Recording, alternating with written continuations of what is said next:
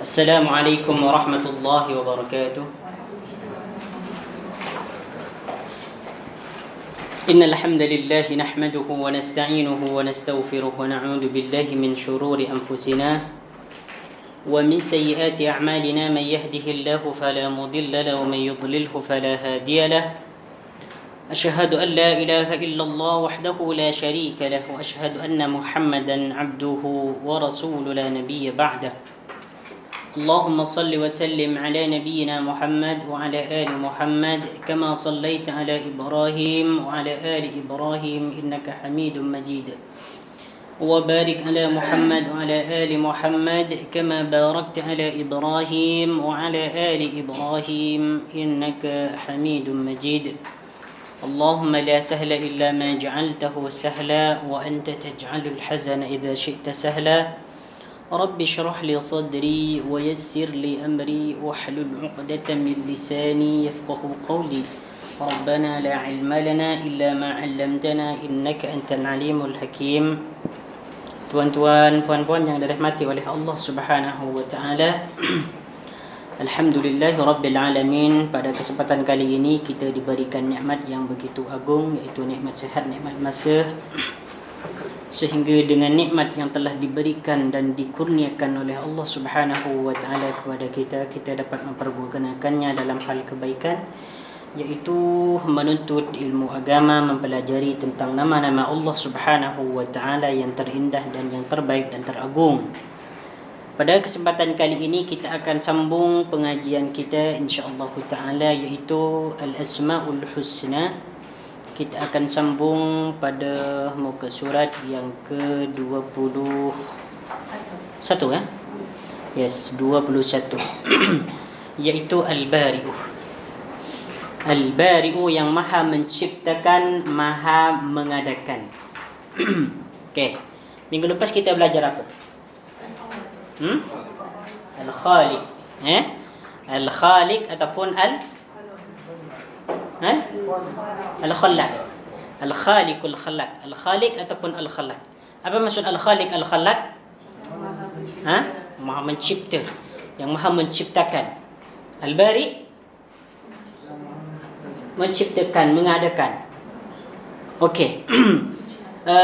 Baik, jadi di sini kita akan mempelajari tentang nama Al-Bari, ya, Al-Bari. Lepas tu kita akan gabungkan dengan kita akan gabungkan sekali dengan nama Allah Subhanahu wa taala yang berikutnya, iaitu Al-Musawwir. Sebab pada hakikatnya tiga nama ini, Al-Khaliq, Al-Bari, Al-Musawwir, ni saling berkaitan. Bahkan dua nama ni, Al-Bari dengan Al-Musawwir ni, makna dia kembali kepada Al-Khaliq. Jadi semua Al-Bari kemudian Al-Musawwir, dua makna nama ini kembali kepada Al-Khaliq. Makanya di sini Ana akan sentuh lagi sedikit tentang makna Al-Khaliq ni. Ana akan jelaskan tiga nama ni secara sekaligus, supaya kita supaya kita memahami tiga makna ni saling berkaitan. Sebab tiga makna ni lebih kurang sama, meskipun dia maknanya ada yang berbeza sedikit. Tapi perbezaan ini sangat sedikit, halus perbezaan dia. Tidak mempunyai perbezaan yang sangat zahir ataupun yang sangat mencolok. Kalau bahasa sana mencolok, bahasa ini apa?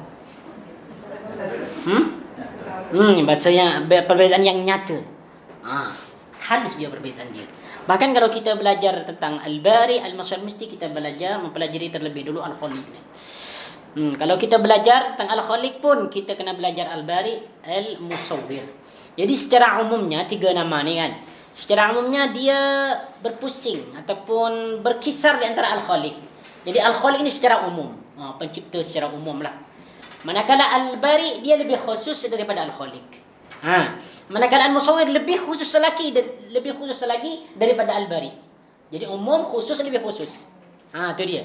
Pencipta, mengadakan, membentuk. Itu dia. Jadi Al-Khaliq pencipta, yang Maha mencipta. Al-Bari Maha mencipta juga, tapi dia lebih kepada mengadakan. Daripada tiada menjadi ada. Itu Al-Bari. Kalau Al-Musawwir dia membentuk rupa. Membentuk rupa. Okey, baik. Kita tengok di sini dulu pada muka surat 21 ni Al-Bari. Kita tengok dia dari segi bahasa. Apa maksud Al-Bari ni? Daripada segi bahasa, Al-Bari ini merupakan isim fa'il. Al-Bari'u. Al-Bari'u mengikut wazan fa'ilun. Bari'un. Bari'un. Yang diambil daripada perkataan bara'a yabra'u bur'an. Bara'a yabra'u bur'an. Makna bara'a ni bukan Al-Bari ya, bara'a. Bara'a yabra'u bur'an makna dia bebas. Itu makna yang pertama. Kemudian berlepas diri. Kemudian menciptakan. Berarti ada 3 makna. Bara'a yabra'u bur'an. Bebas, berlepas diri, menciptakan. Makanya dalam Al-Quran ada suatu surah yang kita ingat, apa nama surah dia? Bara'atun minallahi wa rasulihi kan? Disebut surah apa tu? Surah Taubah ataupun surah Bara'ah. Yang pertama bara'atun minallahi wa rasulihi. Bara'atun itu maksudnya di dalam ayat tu. Berlepas diri. Bara'atun minallahi wa rasulihi. Cuba kita tengok dalam surah At-Taubah. Ini ada kaitannya. Tengok ni.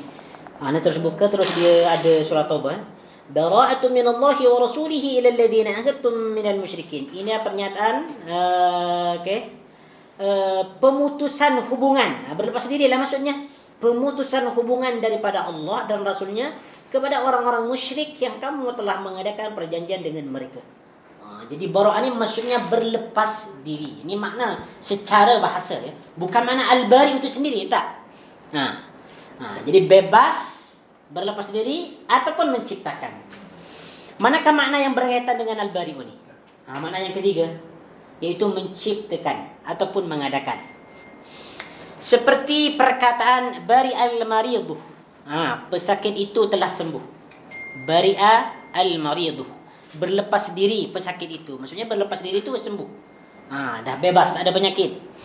Ibnul Arabi berkata, lafaz bari'a bermakna takhallasa, berlepas diri. Tanazzaha wa taba'ada, menjauhkan diri. A'dara wa andara, beralasan dan memberi peringatan. Ini beberapa makna bari'ah. Takhallasa, tanazza'a, taba'ada, a'dara wa andara. Yang pada hakikatnya bermakna berlepas diri, bebas ataupun menciptakan. Lepas tu perkataan Al-Bariyah. Al-Bariyah. Jumpa tak kita dalam perkataan Al-Bariyah? Ada tak perkataan Al-Bariyah? Ada kan? Dalam surah apa? Surah apa? Ada dalam surah Juzuk 30. Dalam surah Al-Bayyinah. Innal ladzina kafaru minal kafiri wal musyrikin fi nar jahannam khalidina fiha ulaika hum syarrul bariyah. Ya, syarrul bariyah. Okey. Kata perkataan Al-Bariyah ni maknanya apa di sini? Al-khalqu. Khalqu itu apa? Ciptaan ataupun makhluk. Jadi Al-Bariyah dengan Al-khalqu ni sama ataupun makhluk. Jadi apabila dikatakan Al-Bariyah, Al-Khalqu ataupun makhluk, itu maknanya sama. Ciptaan ataupun makhluk. Jadi ulaika hum syarrul bariyah dalam surah Al-Bayyinah itu. Jadi disebutkan dalam surah Al-Bayyinah, innal ladzina kafaru min ahlil kitab wal musyrikin, sesungguhnya orang-orang kafir daripada ahli kitab, Yahudi, Nasrani, wal musyrikin, dan orang-orang yang menyekutukan Allah, orang musyrikin, fi nari jahannam khalidina fiha, mereka akan berada di dalam neraka jahannam selama-lamanya. Ulaika hum syarrul bariyah, mereka itu adalah seburuk-buruk bariyah makhluk. Jadi perkataan bariyah ni makna dia adalah makhluk, sejahat-jahat makhluk, seburuk-buruk makhluk. Jadi orang kafir itu, orang musyrik adalah orang paling jahat. Yahudi, Nasrani paling jahat. Lepas tu, innal ladzina amanu wa 'amilus salihati ulaika hum khairul bariyah. Sesungguhnya orang-orang yang beriman dan mengamalkan ataupun beramal salih, mengerjakan kebaikan-kebaikan, ulaika hum khairul bariyah. Mereka itu adalah khair. Khair adalah sebaik-baik. Kalau syarru, seburuk-buruk, sejahat-jahat. Khairul bariyah. Ni ada perkataan bariyah lagi, iaitu makhluk. Khairul bariyah, sebaik-baik makhluk. Jadi sini kenapa al-bariyah ni diartikan makhluk? Sebab dia adalah ciptaan Allah. Kalau al-bari'u yang menciptakan, yang mengadakan, maka al-bariyuh yang diadakan. Jadi sama dengan kita mengatakan khalaqa yakhluqu khulqan ataupun khalqan. Kan? Ada perkataan khaliq, nama Allah Subhanahu wa taala al-khaliq. Sang pencipta, yang menciptakan. Berarti yang diciptakan di sini adalah al-khalqu. Disebut al-khalqu ataupun makhluk, al-makhluk. Kemudian kita ada satu nama lagi, nama bagi Allah Subhanahu wa taala yang berkaitan dengan al-khaliq, yaitu al-bari'u. Al-bari'u yang mengadakan, yang menciptakan, yang mengadakan. Yang diadakan, yang diciptakan disebut al-bariyah. Ini istilah al-bariyah. Al-bariyatu. Ini pengada yang mengadakan dari tiada menjadi ada. Kalau sudah jadi benda, jadi sesuatu yang ada, al-kainat, maka dia disebut al-bariyah, makhluk. Itu dia. Al-khaliq, al-khalqu, ataupun makhluk. Al-bari'u, al-bariyah. Al-khaliq pencipta, al-khalqu makhluk. Al-bari'u yang mencipta, al-bariyah makhluk. Dua lafaz ini maknanya sama, al-khalqu dengan al-bariyah. Disebutkan dalam Al-Quran, al-bariyah. Ulaikum syarrul bariyah, ulaikum khairul bariyah. Itu dia. Supaya kita faham ya. Asal katanya terdapat huruf hamzah yang dihilangkan. Az-Zawjaji berkata, al-bari'u bermakna al-khaliq. Jadi menurut Imam Az-Zawjaji, al-bari' dengan al-khaliq ni sama. Walaupun sebagian ulama membezakan antara al-khaliq dengan al-bari'. Perbezaan dia sangat halus, tidak terlalu zahir ataupun nyata. Seperti perkataan bara'allahul khalqa ya bara'uhum. Allah menciptakan makhluk, iaitu mencipta mereka. Bara'allah, Allah menciptakan. Bara'allahul khalqa, Allah menciptakan makhluk, ya bara'uhum, iaitu mencipta mereka. Seperti contoh dalam sebuah syair, wa kullu nafsin ala salamatiha yumituha Allahu summa yabra'uha. Semua jiwa berada di atas keselamatan. Yumituha Allahu summa yabra'uha. Allah mematikannya kemudian menciptakannya lagi. Jadi yabra'u di sini bermakna menciptakan. Okey. Baik, maksud dan hakikat nama bagi Allah Subhanahu wa taala. Jadi apa yang dimaksud dengan al-bari ni? Okey. Sebagaimana yang sudah kita ketahui bersama, bahawa al-khaliq ni dia disebutkan dalam surah berapa ya? Dalam surah Al-Hashr ayat yang ke-24. Begitu juga dengan al-bari'u dengan al-musawwir. Jadi Allah sebut tiga nama ni, al-khaliqul bari'ul musawwir, disebutkan dalam satu ayat, iaitu surah Al-Hashr ayat 24. Selain kita memahami al-khaliqu yang mencipta, al-bari'u yang mengadakan, al-musawwir yang membentuk rupa, selain kita memahami nama-nama ini dengan makna yang tertentu, kita juga memahami bahawa tiga nama ini satu sama lain saling berkaitan. Sebab dia dikumpulkan dalam satu ayat, disebutkan dalam satu ayat. Mencipta, mengadakan, kemudian al-musawwiru membentuk rupa. Jadi mencipta ni bukan terus ada, tak. Bukan terus Allah Subhanahu wa taala menciptakan, tak. Dia ada proses. Proses ini yang disebut dengan al-bari'u al-musawwiru. Al-bari'u al-musawwiru. Okey, baik. Nama ini jadi Allah Subhanahu wa taala berfirman, huwallahul khaliqul bari'ul musawwiru lahul asmaul husna. Yang bermaksud dialah Allah yang menciptakan sekalian makhluk. Jadi menciptakan ni bukan dia terus ada, tak. Dia ada beberapa proses. Akan kita jelaskan nanti perbezaan dia khaliq, bari', musawwir. Menurut ulama apa perbezaan dia secara spesifik. Okey. Yang mengadakan. Okey, tengok dulu Sofinya ya. Takut ada ni. Takut ada yang memanggil nanti. Mana-mana ni Sophie ni selalu ni timbul. Aduh, dalam office pun dia kadang ni selalu menyapa Sophie. La haula wala quwwata illa billah. Okey. Sekarang simak dulu takut dia sudah ada di jalan ke tu, ada di depan rumah. Tengok dulu. Takut terlepas nanti terlepas dia balik lagi. Okey, baik. Itu cerita Sophie lah. Sophie pun dia termasuk ciptaan Allah Subhanahu wa taala juga. Jadi apa yang ada di dunia ni, Allah Subhanahu wa taala memberikan kemudahan kepada kita. Allahu khaliqu kulli syai'. Memang dia dah difirmankan oleh Allah Subhanahu wa taala, Allahu khaliqu kulli syai'. Allah yang mencipta segala sesuatu. Apapun yang ada di dunia ni, minuman ke, air ke, pergerakan manusia, apa-apa benda yang ada di dunia memang ciptaan Allah Subhanahu wa taala. Itu dia. Okey, yang menciptakan sekalian makhluk, al-bari'u yang mengadakan. Tengok ni dalam terjemahan pun dia disebut mengadakan, al-ibda' ataupun mubdi'. Yang mengadakan dari tiada kepada ada. Okey. Kemudian al-musawwir membentuk rupa makhluknya menurut yang dikehendakinya. Baginya lah nama yang sebaik-baiknya dan semulia-mulianya. Masya-Allah, tabarakallah rahman. Jadi ayat ni boleh kita sebut dalam doa kita.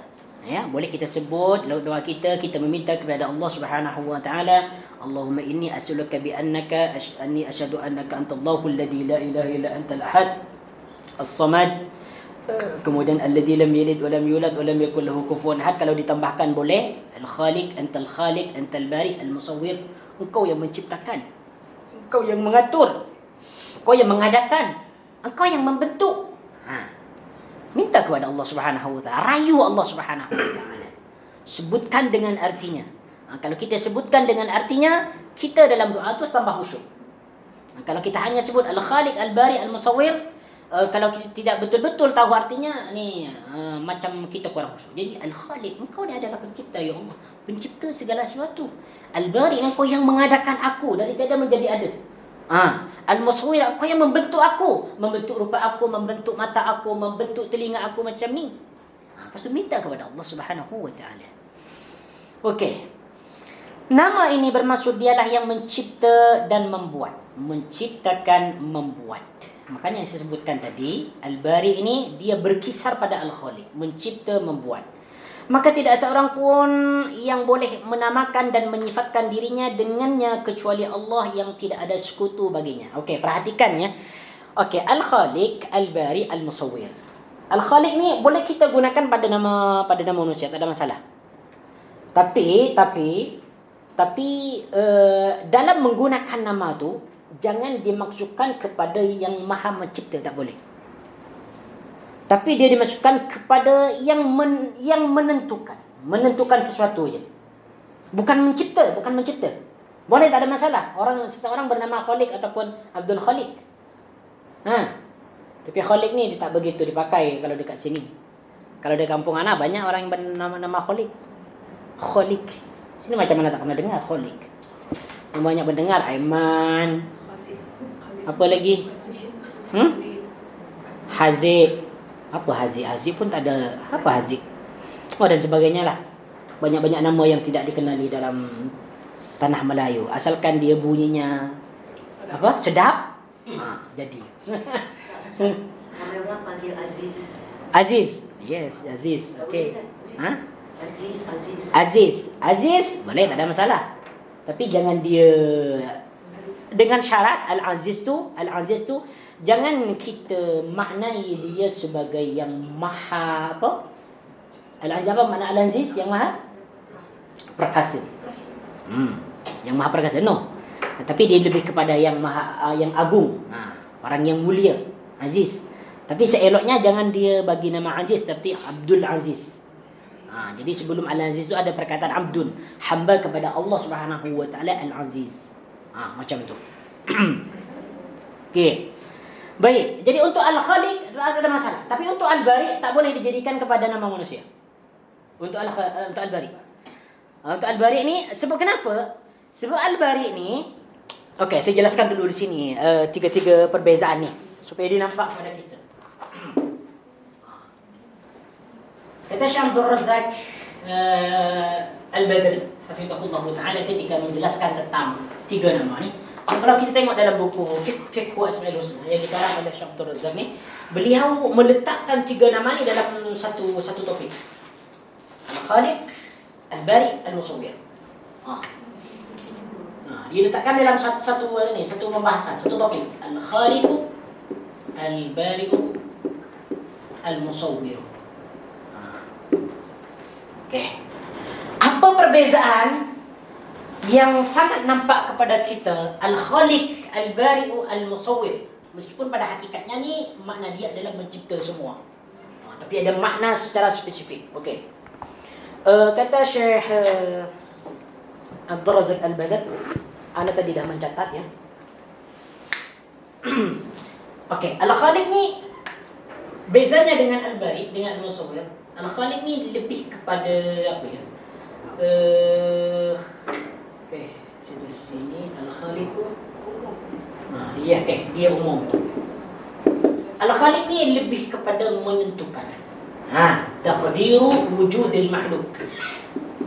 Taqdiru wujudil makhluk. Wujudil makhluk. Maksud dia apa? Taqdir wujudil makhluk, iaitu menetapkan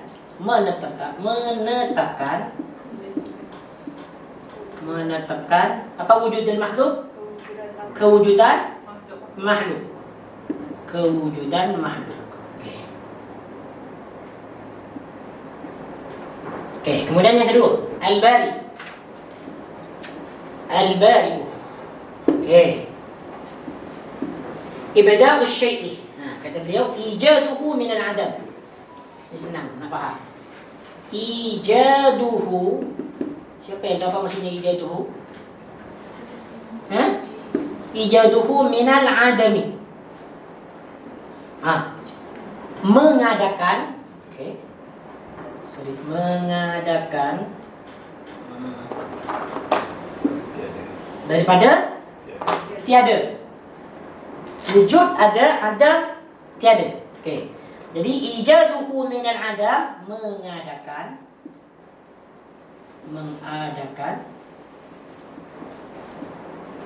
daripada tiada. Daripada tiada. Lepas tu yang ketiga, Al-Musawwir.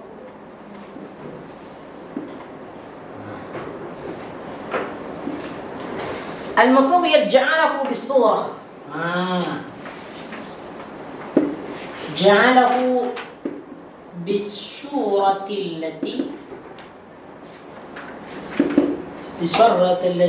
sya'aha subhanahu wa ta'ala. Sya'aha subhanahu. Ja'alahu bis-surati allati sya'aha. Okey, iaitu menjadikannya apa ni? Membuat bentuk. Okey, membuat bentuk yang dikehendaki. Membuat bentuk yang dikehendaki.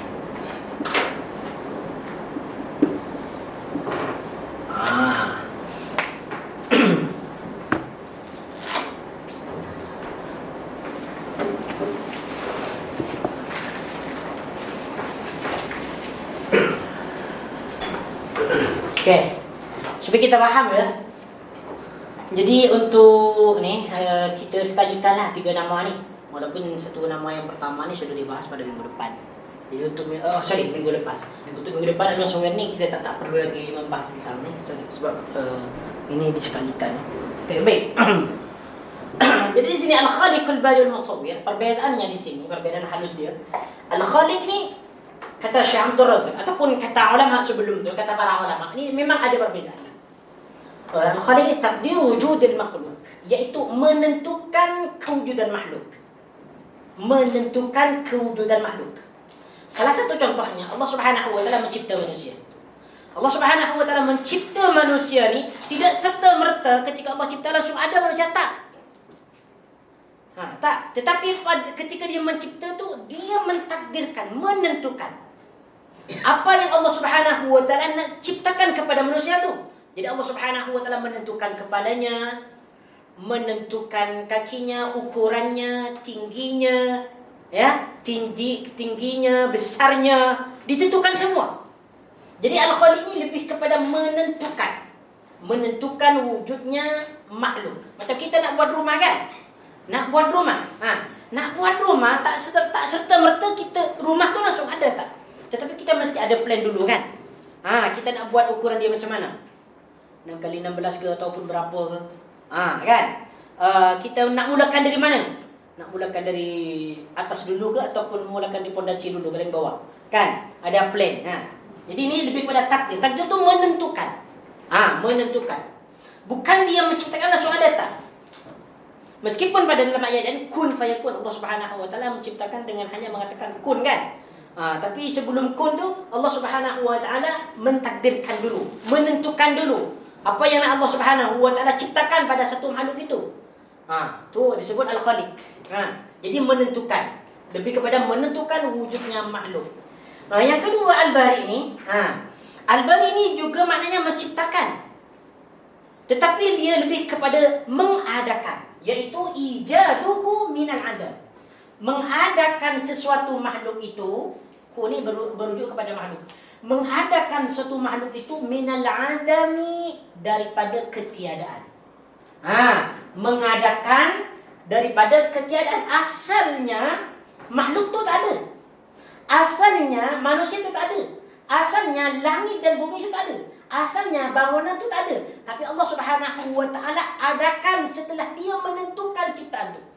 Tu dia, mengadakan. Asalnya memang tak ada. Macam kita manusia ni, asalnya tak ada kan? Langit pun tak ada. Sebab ada zaman azali kan? Zaman azali iaitu zaman di mana belum diciptakannya makhluk kan? Belum diciptakan langit. Ini disebut ijaduhu minal adam. Jadi Al-Bari mengadakan daripada ketiadaan. Jadi selepas Allah Subhanahu wa taala menentukan apa yang nak dia buat, lepas tu dia Al-Bari. Diadakan tu. Nak ciptakan manusia dulu, dia dibentuk daripada segumpal darah. Jadi segumpal darah tu diadakan dulu. Dia dapat setetes mani kan? Selepas setetes mani kemudian diadakan menjadi segumpal darah. Lepas segumpal darah Allah Subhanahu wa taala apa lagi? Daging. Selepas menjadi daging, bubuhkan di dalamnya tulang. Kan? Lepas tu ditiupkan dulu. Jadi ada proses. Khaliq Al-Bari, mengadakan daripada tiada menjadi ada. Kalau semuanya komponennya sudah ada semua, kan? Komponen sudah ada semua, bahan-bahan sudah ada semua. Kemudian yang ketiga ni Al-Musawwir. Ini dia. Al-Musawwir ni apa? Al-Musawwir ni ja'alahu bisurati allati sya'a. Ni senang untuk kita nak faham. Sebab Al-Musawwir ni membentuk rupa. Ketika Allah Subhanahu wa taala dah menakdirkan, menentukan apa yang dia nak ciptakan, kemudian dia ingin mengadakan apa yang diciptakan, lalu Allah Subhanahu wa taala terus mengadakan ciptaan tersebut dengan bentuk yang dia kehendaki. Macam kita, Allah Subhanahu wa taala cipta manusia dengan bentuk yang dia kehendaki. Manusia ada kepala, kepalanya macam ni. Kan? Bulat. Ada yang agak panjang sikit, ada yang agak lebar sikit, muka pun macam tu. Allah Subhanahu wa taala cipta membentuk hidung kan? Ada yang mancung kan? Kemudian ada yang pesek dan sebagainya. Ini ciptaan Allah Subhanahu wa taala, Al-Musawwir. Makanya kita ni meskipun kan orang Nusantara ni dia berjenis-jenis. Hidung dia berjenis, ada yang mancung, ada yang macam kita punya ni lah, kan? Tak boleh kita marah dengan, ya Allah kenapa hidung aku ni tak macam hidung orang Arab, orang putih, macam lain. Tak boleh cakap macam tu. Ini adalah kehendaan Musawwir. Kita terima je, alhamdulillah. Daripada orang yang tidak mempunyai hidung. Ada tak orang yang tidak mempunyai hidung? Ada. Kadang dia mempunyai lubang hidung satu je. Sebab Allah Subhanahu wa taala menciptakan manusia ni dengan bentuk rupa yang paling sempurna. Wasawwarukum fa ahsana suwarakum. Allah Subhanahu wa taala membentuk kamu dan dia membentuk kamu dengan sebaik-baik bentuk. Tu Al-Musawwir. Ja'alahu bi surati allati sya'aha. Nasib baik hidung ini lubangnya ada di bawah. Coba kita fikir, kalau lubang dia ada di atas, kita tiba-tiba pergi hujan kan? Banjir semua. Banjir semua. Ini jadi Allah Subhanahu wa taala membentuk hidung. Ini hanya hidung saja. Mulut kan diletakkan di bawah hidung. Macam mana Allah? Kan. Contoh kata Allah Subhanahu wa taala meletakkan mulut di bagian dahi macam mana? Tak indah kan? Tak indah. Telinga bentuk kita macam ni. Allah Subhanahu wa taala membentuk telinga macam ni. Coba kalau Allah Subhanahu wa taala bagi telinga macam telinga gajah, tak cantik. Telinga gajah sesuai untuk gajah. Nah ni Al-Musawwir. Jadi Allah Subhanahu wa taala membentuk sesuatu yang dia ingin ciptakan sesuai dengan apa yang dia kehendaki. Ini semua ciptaan Allah. Ini semua adakan Allah. Ini semua Allah Subhanahu wa taala yang bentuk. Kerusi, meja, apa semua, atau televisyen, ni semua Allah Subhanahu wa taala yang bentuk. Tapi dia melalui ilham kepada manusia. Bolehkah Allah Subhanahu wa taala mencipta ni tanpa penciptaan ataupun tanpa penciptaan pada manusia? Boleh, sangat boleh. Cuma Allah Subhanahu wa taala ni dah memberikan kita kemampuan, memberikan kita fikiran untuk berfikir, membuat sesuatu yang bermanfaat. Itu dia. Jadi inilah pada hakikatnya tiga nama ni, Al-Khaliq, Al-Bari, Al-Musawwir, kembali kepada Al-Khaliq. Pencipta semua, menciptakan tiga ni. Membentuk rupa termasuk mencipta. Mengadakan sesuatu daripada tiada termasuk mencipta. Jadi kembali kepada Al-Khaliq semua.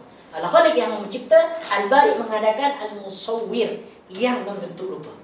Okey, makanya di sini Anda sebutkan tadi Al-Bari ni tak boleh seorang pun yang menamakan dirinya Al-Bari. Sebagaimana disebutkan oleh Syekh Abdul Razak dalam Fiqh Al-Asma' Sunnah, tak boleh seseorang ni menamakan dirinya Al-Bari. Al-Bari tak boleh. Kenapa? Karena Al-Bari ni mengadakan dari sesuatu menjadi ada. Manakala kita ni manusia tak boleh buat macam tu. Tak boleh macam tu. Kenapa tak boleh, Ustaz? Macam kursi. Kursi ni sebelumnya tak ada, tapi karena manusia buat kursi itu ada. Kursi ni telah ada dah. Bahan-bahan dia ada. Cuma kita saja yang menyusun, merangkai, kan, memasang. Tu dia. Bahan-bahan dah ada. Tu dia. Okey, jadi inilah ketiga nama ni, Al-Khaliq, Al-Bari, Al-Musawwir. Okey. Cuba kita tengok dalam buku kita. Jadi tak boleh seseorang menamakan dirinya Al-Bari. Al-Bari, wahai orang yang mengadakan daripada tiada menjadi ada. Tak boleh. Kalau hanya Al-Khaliq, dia sebatas membuat ataupun Al-Musawwir. Sebab Al-Musawwir ni dia membentuk rupa. Boleh dia bermakna menggambar. Tak ada masalah kalau Al-Musawwir. Okey. Baik. Coba kita tengok dalam surah mana ya? Kalau minkum kafir wa minkum mana sih tadi ya? Khalaqakum faminkum kafir wa minkum mu'min. Bukannya ini. Dalam surah Al-Hadid 22. Kita tengok Ni kalau kita nak tahu tentang tiga nama ni, ada dekat sini. Dua nama. Surah Al-Hadid ayat yang ke-22. Allah Subhanahu wa taala berfirman. Al-Hadid 22. Okey. Yes. Allah Subhanahu wa taala berfirman, A'udzu billahi minasy syaithanir rajim. Ma asaba min musibatin ما أصاب من مصيبة في الأرض ولا في أنفسكم إلا في كتاب من قبل أن نبرأها إن ذلك على الله يسير. Apa kaitannya? Coba tengok. Kita fikirkan ya. Kita renungkan, kita tadabbur ayat ni. Okey. Ma asaba min musibatin fil ard, setiap bencana yang menimpa di bumi, wala fi anfusikum, dan yang menimpa dirimu sendiri, illa fi kitabin min qabli an nabra'aha, semuanya telah tertulis di Lauhil Mahfuz, dalam kitab iaitu di Lauhil Mahfuz. Okey, ini lebih kepada apa ya? Lebih kepada Khaliq ke Al-Bari atau Musawwir? Al-Khaliq ke Al-Bari? Okey, setiap bencana yang menimpa di bumi dan yang menimpa dirimu sendiri, semuanya telah tertulis di dalam kitab Lauhil Mahfuz. Bermaksud Allah Subhanahu wa taala dah tentukanlah, kau ni jam sekian-sekian akan terkena musibah, akan terkena bencana. Pada daerah itu akan terjadi tanah runtuh, longsor, tsunami dan sebagainya. Sudah ditentukan dalam Lauhul Mahfuz, tapi belum berlaku lagi. So, ini masuk pada apa? Al-Khaliq. Sebab dia menentukan je. Taqdiru wujudil makhluk, menentukan kewujudan makhluk. Menentukan adanya musibah, bahawa pada suatu nanti akan berlaku musibah di dunia, di bumi, ataupun akan berlaku bencana pada dirimu. Lepas tu di sini sebut min qabli an nabra'aha, sebelum kami menjadikannya. Kalau sudah berlaku musibah tersebut ataupun sedang berlaku, maka ketika itu Allah Subhanahu wa taala menjadikan musibah itu berlaku. Ini masuk kepada Al-Bari. Makanya di sini qabla an nabra'aha, min qabli an nabra'aha, bara'a yabra'u, mencipta. Min qabli an nabra'aha, sebelum kami menciptakannya. Jadi apa maksudnya di sini? Ma asaba min musibatin fil ardi wala fi anfusikum illa fi kitab. Ini masuk dalam Al-Khaliq. An nabra'aha ni masuk kepada Al-Bari. Itu dia. Nah, bentuk musibahnya seperti apa? Itu termasuk kepada al-musawwir, membentuk rupa. Membentuk musibah itu seperti apa? Okey. Dalam surah Al-A'raf ayat yang ke-11, Allah Subhanahu wa taala berfirman. Al-A'raf surah yang ayat yang ke-11. وَلَقَدْ خَلَقْنَاكُمْ ثُمَّ صَوَّرْنَاكُمْ, dan kami sungguh telah mencipta kamu sekalian makhluk. Summa sawwarnakum, kemudian kami bentuk rupa kalian. Di sini berarti disebutkan dua je, Al-Khaliq dengan Al-Musawwir. Yang pertama Allah Subhanahu wa taala cipta dia, kemudian adakan dia. Cuma di sini Al-Bari tidak disebutkan. Kata Syekh Abdul Razak, fal khalqu awalan summa taswir. Dalam ayat ini disebut al-khalqu. Menentukan duluan. Lepas tu baru at-taswir. Iaitu diberi rupa, dibentuk rupa. Okey, baik. Apa lagi ya? Okey. Cuba kita patah balik ke buku kita. Okey, muka surat yang ke-22, perenggan yang ke-3. Okey. Muka surat 22 ya, perenggan yang ke-3. Al-Halimi berkata, nama Allah Al-Bari'u mengandungi dua makna, iaitu pertama, dia mengadakan sesuatu yang telah diketahuinya dari bentuk-bentuk ciptaan. Jadi mengadakan ya. Mengadakan. Inilah makna firman Allah yang bermaksud tiada sesuatu bencana pun yang menimpa di bumi. Sudah dibacakan tadi itu ayat yang tadi. Tidak pula pada dirimu sendiri, melainkan telah tertulis dalam kitab Lauhul Mahfuz sebelum kami menciptakannya. Sesungguhnya yang demikian itu adalah mudah bagi Allah. Mencipta, mengadakan, membentuk rupa sangat mudah bagi Allah Subhanahu wa taala. Ini makna yang pertama ya, mengadakan. Makna yang kedua ialah yang berubah sesuatu benda ya. Makna kedua ialah yang merubah sesuatu benda. Merubah suatu benda. Ini makna yang kedua untuk Al-Bari. Iaitu seperti mencipta air, debu, api dan udara dari tiada menjadi ada. Kemudian dengan benda-benda itu Allah menciptakan semua bentuk yang berbeza. Okey. Manakala As-Sa'di berkata, Al-Khaliq, Al-Bari'u, Al-Musawwiru, dialah yang mencipta semua yang wujud dan menyempurnakannya. Bermakna 3 makna ni sama, lebih kurang sama. Kata Syekh Abdul Rahman As-Sa'di, dialah mencipta semua yang wujud dan menyempurnakannya dengan penuh bijaksana, membentuknya dengan segala kebaikan dan kebijaksanaan. Dialah sentiasa berada di atas sifat yang agung ini.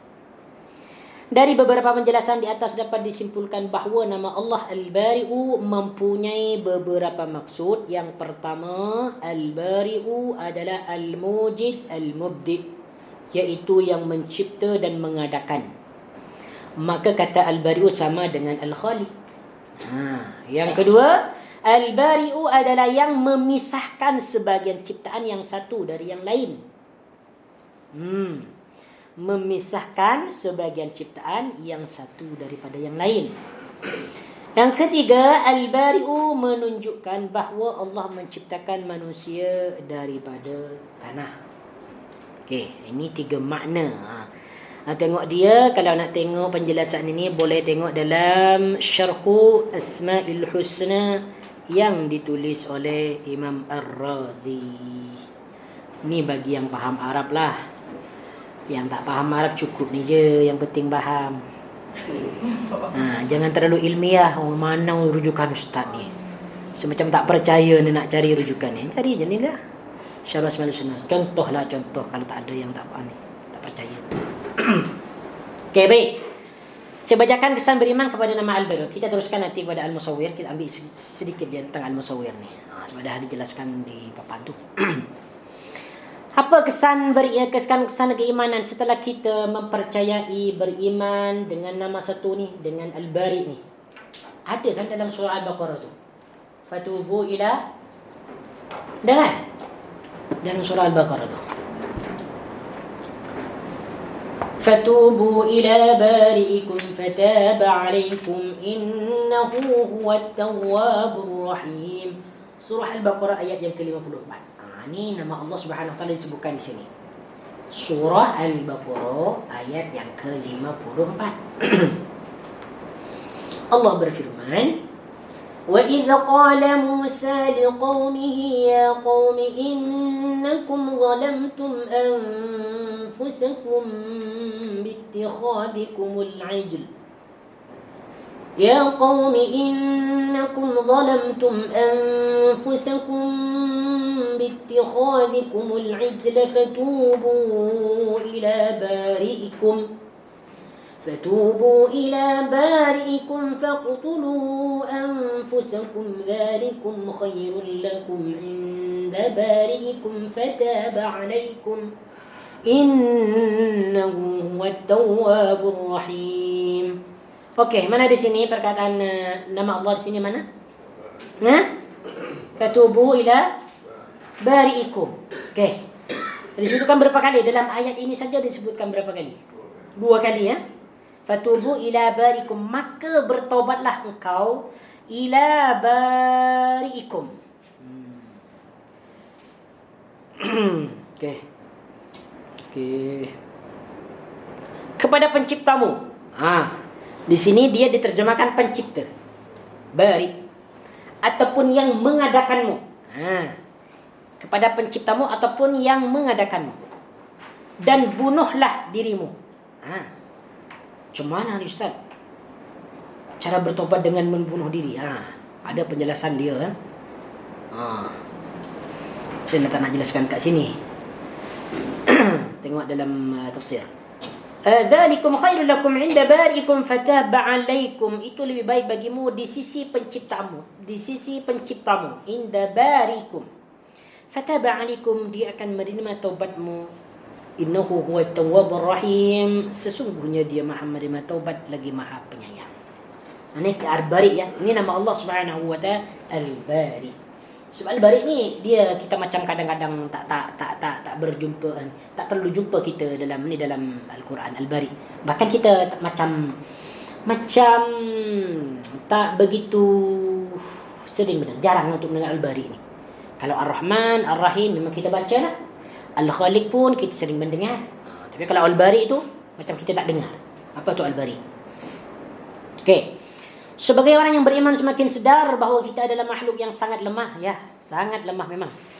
Tidak ada kekuatan ataupun kekuasaan untuk berbuat sesuatu melainkan apa yang telah ditetapkan kepada kita. Yang kedua, sebagai ciptaannya wajib kita patuh dan tunduk kepada perintahnya dan menjauhi segala larangannya. Yang ketiga, Allah mencipta segala sesuatu dengan ilmunya kemudian membentuknya dengan sebaik-baik rupa. Maka sebagai makhluk yang diberi akal sentiasa mengingat dan bersyukur atas segala sesuatu yang diberikan olehnya. Allah mengancam orang yang tidak mensyukuri nikmat dan kurniaan Allah termasuk rupa dan badan dan bentuk badan, rezeki yang sedikit, kesihatan, kebaikan dan lain-lain. Okey. Ini jap Al-Musawwir ke Al-Bari? Al-Bari. Okey. Allah Subhanahu wa taala berfirman, la in syakartum la azidannakum wa la in kafartum inna 'adzabi lasyadid. Demi sesungguhnya jika kamu bersyukur nescaya aku akan tambahi nikmatku kepadamu, dan demi sesungguhnya jika kamu kufur ingkar sesungguhnya azabku amatlah keras. Allah mencipta langit dan bumi beserta isinya sebagai tanda dari kekuasaannya dan kebesarannya. Okey, kita teruskan kepada contoh doa. Okey. Secara eksplisit, ya, secara jelas tidak disebutkan dalam mana-mana ayat ataupun dalam mana-mana hadis nama Allah Subhanahu wa taala Al-Bari. Kita tak jumpai. Cuma memang ada dalam satu doa perkataan Al-Bari. Bukan perkataan Al-Bari. Doa yang berkaitan dengan Al-Bari. Contoh dekat sini doa ruqyah. Sesiapa yang ada gangguan jin kan, terganggu ataupun gangguan sihir, ataupun dia macam susah nak tidur, ataupun dia macam tak tenang dirinya, cuba sekali-kali meruqyah dirinya. Meruqyah di antaranya yang pertama baca surah Al-Fatihah, lepas tu baca Al-Baqarah. Tapi bukan semua, tak semua ayat Al-Baqarah dibaca. Baca yang paling penting daripada ayat yang pertama sehingga ayat yang ke-5 ke ke-6 ke. Baca, tapi baca dengan khusyuk. Kalau dia nak memberikan kesan, mesti dia dibaca dengan khusyuk meskipun kita hafal. Sebab kadang-kadang orang yang meruqyah pesakit, kadang-kadang yang sakit tu termasuk orang yang terkena jin kan, kesurupan kan. Kadang-kadang ada seorang peruqyah, dia meruqyah orang tu, orang yang kesurupan tu. Lepas tu yang diruqyah pun dia baca ruqyah juga. Yang meruqyah baca ayat kursi, dia pun baca ayat kursi. Yang meruqyah tu baca Al-Baqarah, dia pun baca surah Al-Baqarah. Dia dibuat main. Kenapa? Karena yang baca ni tak khusyuk. Dia tidak merenungi makna ayat tu. Tapi kalau dia baca ayat dengan khusyuk tu, Masya Allah, memang dia berkesan. Memang dia berkesan. Walaupun pernah ada pengalaman meruqyah seorang ni perempuan, dia mungkin kerasukan lah. Tapi itulah kalau kita ruqyah orang ni macam kadang kita merasa letih, penat. Sebab kalau kita baca Quran tu memang kena baca dengan tegas yang agak kuat sikit. Untuk mendapatkan khusyukan. Panas orang yang di sini merasakan panas. Dulu anak pernah jemput ke mana untuk ruqyah orang, dia merasakan panas badan tu berjerit-jerit. Alhamdulillah berjaya dah. Tapi kita jangan dalam meruqyah tu yang paling kita tekankan, yang perlu kita perhatikan, tak boleh seseorang itu terus yakin kepada apa yang dibaca, bahawa yang dibaca itu ada yang menyembuhkan penyakit tersebut. Tak boleh. Ini haram. Tak boleh. Ruqyah itu sebagai alat je. Kita bertawassul, kita minta pertolongan kepada Allah Subhanahu wa taala dengan ayat-ayatnya. Bukan kita percaya bahawa ruqyah itulah yang no, ini tak boleh. Ini pun termasuk kepada haram. Okey, jadi antara ruqyah yang dibaca ni, kalau dah baca Al-Fatihah, dah baca surah Al-Baqarah, dah baca semua ni, dah baca Nafil Samawati dan sebagainya, terus boleh doa ruqyah ni. Bismillahirrahmanirrahim. Wa min kulli da'in yashfik wa min syarri hasidin idza hasada wa syarri kulli dhi 'ainin. Yang bermaksud dengan nama Allah, Bismillahirrahmanirrahim. Yubrik, dia menyelamatkan dan menyembuhkan daripada segala penyakit. Cuma di sini yubrik ni bukan bermakna mencipta ya. Yubri di sini bermakna melepaskan ya, menyelamatkan, menyembuhkan. Berarti di sini berkaitan dengan makna yang pertama tadi, berlepas diri ataupun membebaskan diri. Dia menyelamatkan dan menyembuhkanmu daripada segala penyakit. Min syarri hasidin idza hasada wa syarri kulli dhi ainin, kejahatan pendengki ketika dia mendengki, dan dari kejahatan setiap yang mempunyai ain, penyakit ain. Sesiapa yang terkena penyakit ain boleh diruqyah, dibacakan dengan doa ni. Sesiapa yang terkena penyakit sihir ataupun penyakit guna-guna dan sebagainya, santet ke apa ke, boleh diruqyah dengan ni. Panggil seorang ustaz ataupun seorang siapalah, cikgu ke, yang dikira dia sebagai orang yang soleh, minta tolong kepada dia untuk diruqyahkan. Cuma orang yang meminta ruqyah ni, itulah dia kata sebagian ulama tak termasuk kepada 70,000 golongan, 70,000 orang yang masuk syurga tanpa hisab dan tanpa azab. Ni sebagian ulama dah. Tapi sebagian yang lain tak, dia masih termasuk. Yang terpenting dia diruqyah dengan cara syar'iyah, bukan syirkiyah. Sebab ada ruqyah dengan syirkiyah, iaitu dengan bacaan-bacaan yang tidak dipahami orang. Macam dengan bacaan-bacaan bacaan Suryani, bahasa Suryani. Macam maqali inna firman Allah tu. Itu bacaan yang tidak dipahami. Itu haram, tak boleh. Tak boleh. Ataupun dengan bahasa Jawa kuno. Insun mata aji-ajiku apa dah. Dekat sana banyak. Jadi yang disyariatkan ruqyah dengan doa-doa yang sudah jelas diajarkan oleh baginda Nabi sallallahu alaihi wasallam, termasuk ayat ni, termasuk doa ni. Okey, doa ruqyah untuk menghalau jin. Sesiapa yang terkena jin boleh baca ni. Ini yang kedua ya. A'udzu bikalimatillahi tammati allati la yujawizuhunna barrun wala fajirun min syarri ma khalaqa wa bara'a wa dhara'a wa min syarri ma yanzilu minas sama' wa min syarri ma ya'ruju fiha wa min syarri ma dhara'a fil ard wa min syarri ma yakhruju minha wa min syarri fitanil laili wan nahar wa min syarri kulli tarikin illa tarikan yatruku bi khairin ya rahman.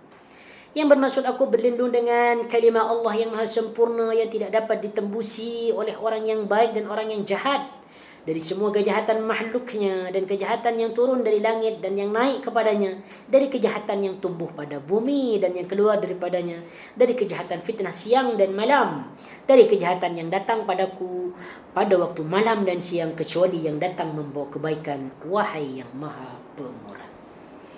Boleh baca ni lah. Yes, untuk jin ataupun untuk sekali orang yang terkena penyakit ain, terkena sihir boleh. Sebab doa ni umum. A'udzu bikalimatillahi tammati la yujawizuna barrun wala fajr min syarri ma khalaq. Dari kejahatan yang telah diciptakan. Apa saja kejahatan?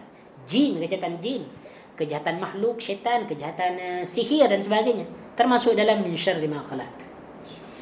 Dari hadis. Ya, dari hadis. Tengok ni, coba tengok dia dalam 69 ya. Diriwayatkan oleh Imam Ahmad, An-Nasa'i, At-Tabrani dan disahihkan oleh Syekh Albani dalam silsilah as-sahihah. Nah, hada min al-hadis. Boleh kita amalkan. Nah.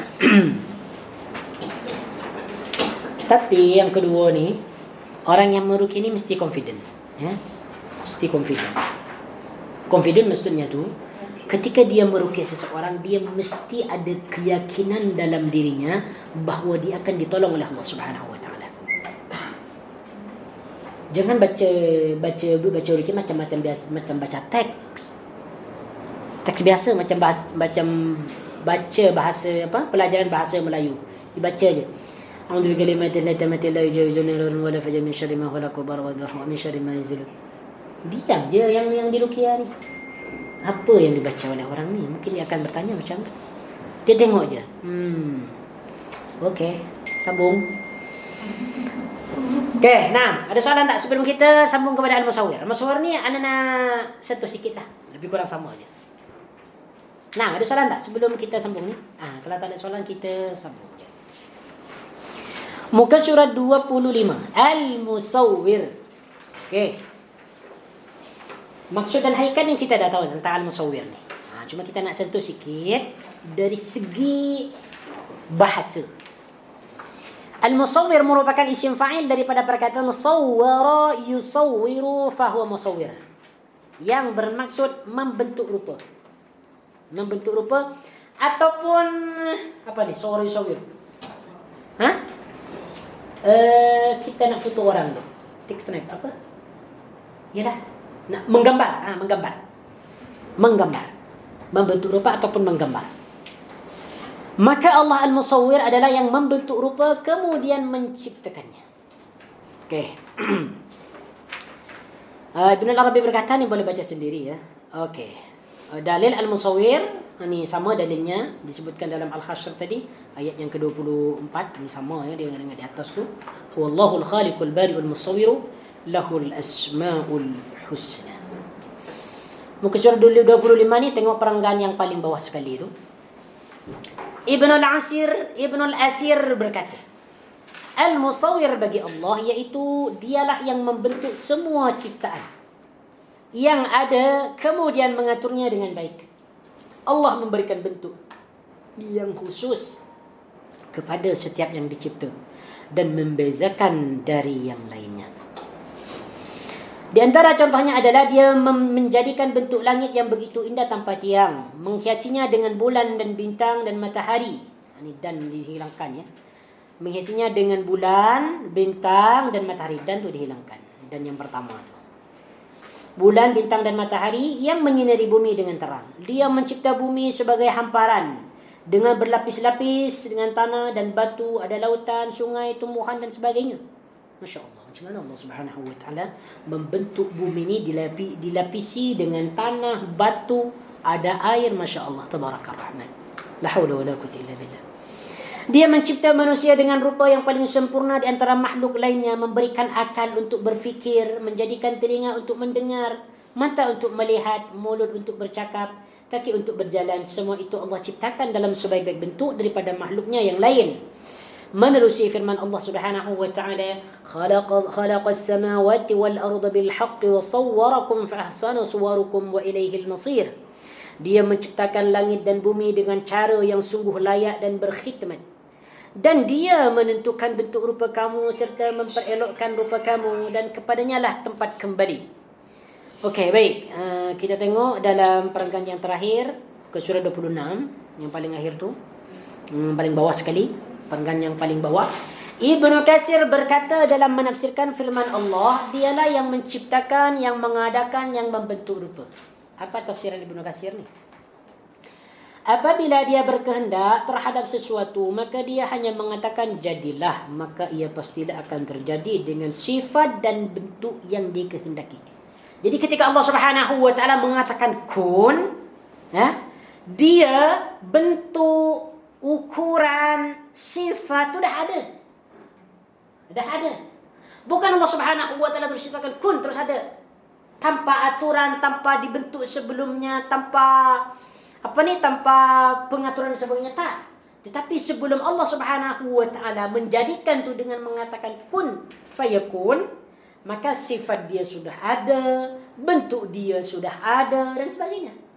Macam ketika mencipta Nabi Isa alaihi salam tanpa ayah kan? Nabi Musa ke Nabi Isa? Nabi Isa. Tanpa bapa. Masya Allah, Tabarakar Rahman. Allah hanya mengatakan kun, jadilah kau Nabi Isa dalam kandungan.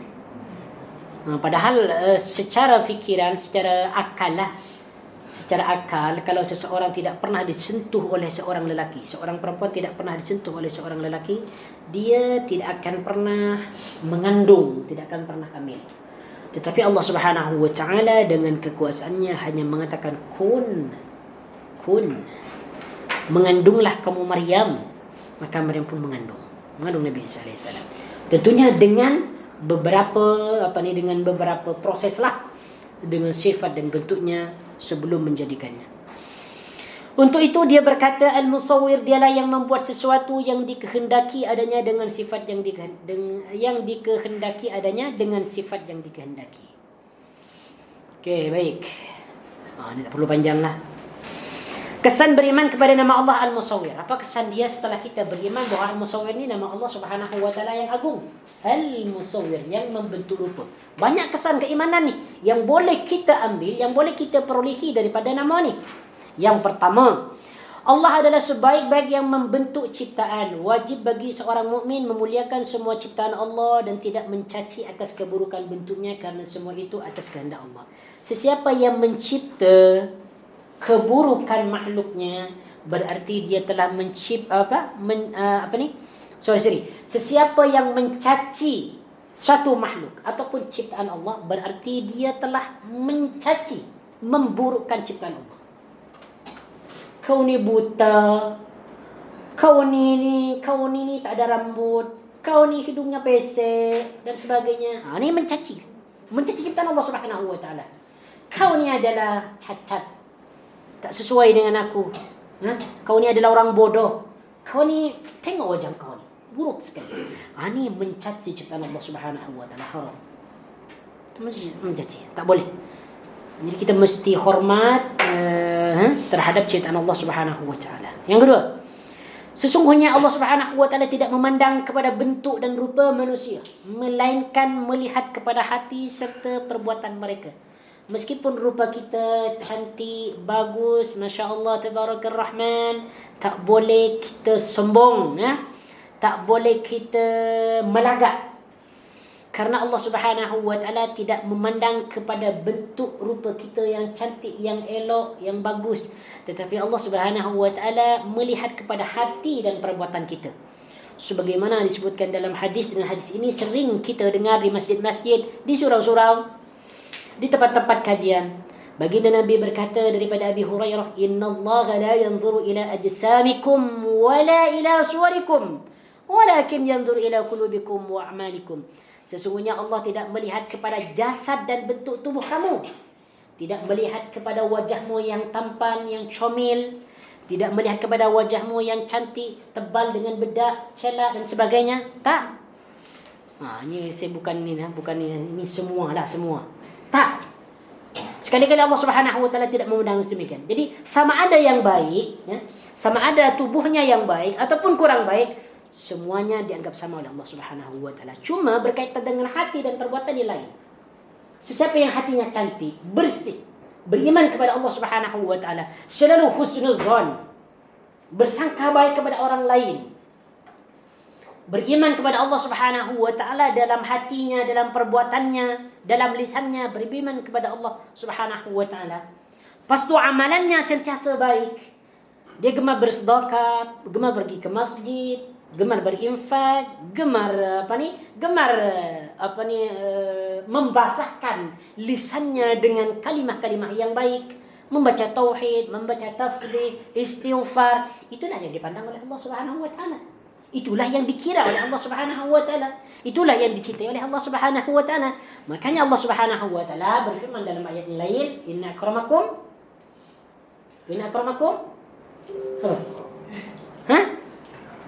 Inna akramakum indallahi atqakum.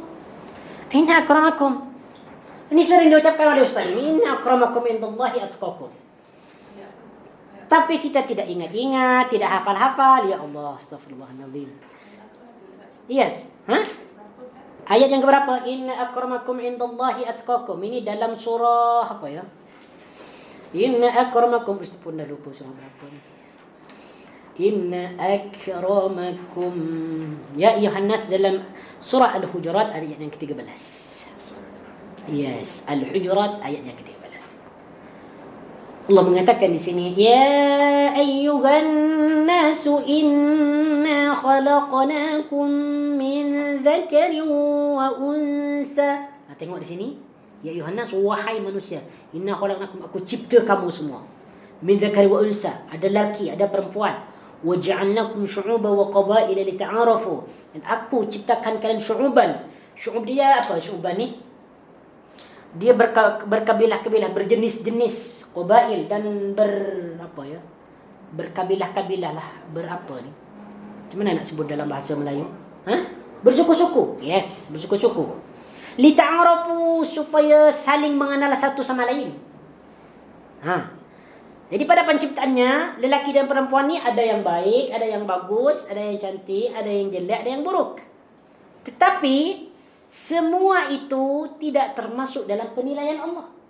Yang termasuk dalam penilaian Allah ialah inna akramakum indallahi atqakum. Sesungguhnya semulia-mulianya kalian, yang paling mulia di antara kalian ialah indallahi atqakum, di sisi Allah ialah yang paling bertakwa. Siapa yang paling bertakwa kepada Allah, itulah yang paling baik, yang paling mulia.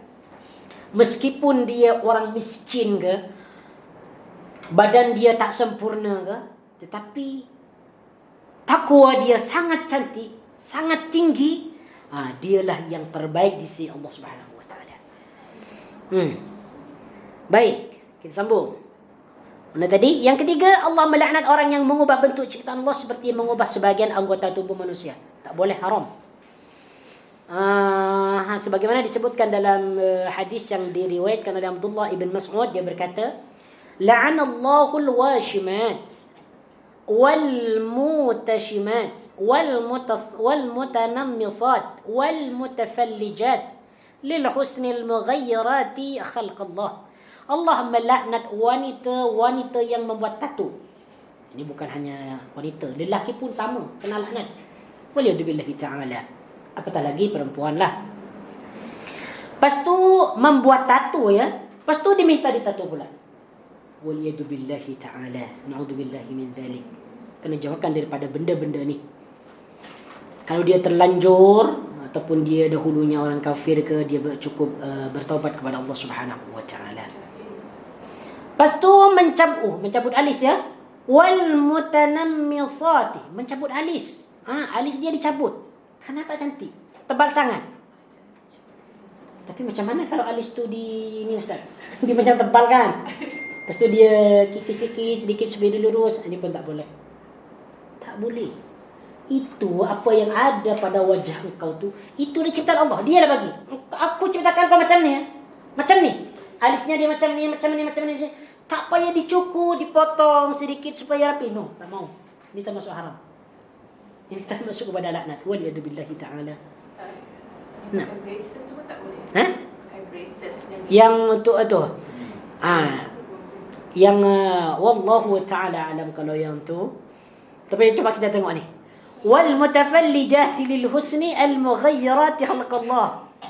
Nak bacakan hadis ni dulu ni supaya kita faham.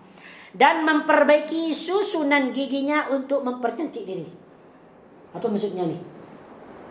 Kalau gigi dah tak lurus, ada satu gigi dia agak ke dalam sikit, kan? Kemudian dia masih lagi pergi jumpa doktor supaya gigi tu dikedepankan sikit supaya biar rapi. Ini termasuk dalam ni. Agar lebih kita berhati-hati, lebih baik jauhkanlah. Jauhkan. Kalau kita tengok pada hadis ni, takut kita masuk dalam hadis ni. Macam mana? Jadi mungkin kita sebaiknya dijauhkan. Kecuali untuk tujuan berubatan dan sebagainya, yang tu lain lagi. Ini lil husni al mughayyirati khalqallah, yang telah merubah ciptaan Allah. Kalau gigi engkau satu dah mundur ke belakang, tak perlu dimajukan lagi, biar aja. Itu pun termasuk daripada kecantikan.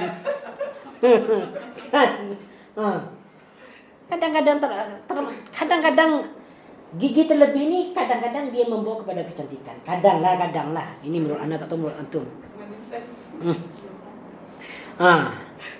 Okey, baik. Ini al-musawwir berkaitan dengan al-musawwir. Jadi apa-apa yang telah Allah Subhanahu wa taala bagi kepada kita ni, badan kita sudah sempurna macam ni, tak perlu dah.